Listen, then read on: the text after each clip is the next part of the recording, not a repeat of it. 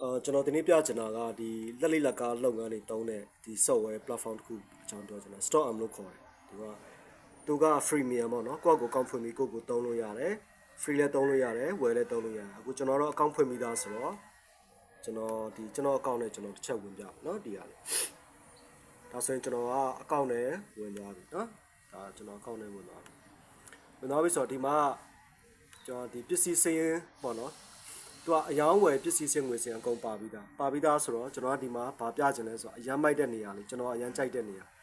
လဲကြနော်လဲကြမှာပစ္စည်းလဲကြသူကပစ္စည်းကိုနှစ်နေရာမှာသွားကြည့်လို့ရတယ်တစ်ခုကကျတော့ကျွန်တော်တို့ကနော်ကျွန်တော်အဲ့အသေးစိတ်မပြောခင်တစ်ခုပြောမယ်တစ်ခါကျတော့ပစ္စည်းစင်းအစင်ခံစားဆိုတာရှိတယ်နော်ဒီပစ္စည်းစင်းအစင်ခံစားကကျတော့ဒီနေရာမှာနော်သူကကျတော့အဓိကဘာကိုပြပေးတယ်လဲဆိုတော့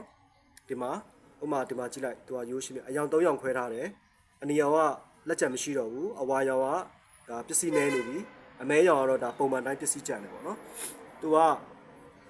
ဒီနေရာမှာကိုကြိုက်တာရွေးကြည့်လို့ရတယ်ဟိုမှာပစ္စည်းမရှိတော့တဲ့ဟာကြီးပဲကြည့်ချင်တယ်ဆိုရင်ရတယ်ဒီလိုပုံစံမျိုးเนาะဒါလေးကိုကျွန်တော်တူချုပ်ပြောပြတာကျွန်တော်အရန်ကြွေတဲ့နေရာဒီနေရာဆိုတော့ဒါကတော့ဒီပစ္စည်းစင်းစင်ကန်စာမှာကျတော့သူကပစ္စည်းရှိတယ်မရှိဘူးဆိုတော့ပြတာပေါ့ဒါကကျတော့လုံးဝအသေးစိတ်เนาะဘယ်မှာလဲဆိုတော့ပစ္စည်းလဲကြเนาะလဲကြစင်ကန်စာအောက်ကပစ္စည်းလဲကြမှာเนาะအဲ့မှာဆိုရင်ပစ္စည်းတစ်ခုချင်းစီကိုဒီနေ့ဘယ်လောက်ဖွင့်တယ်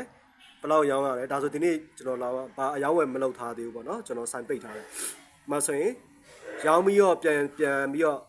ကျွန်တော်စီပြန်လာတာဘယ်လောက်ရှိတယ်ကျွန်တော်ဝယ်ပြီးကျွန်တော်ပြန်မကြိုက်လို့ပြန်ပေးတာတွေပါဘယ်လောက်ရှိလဲ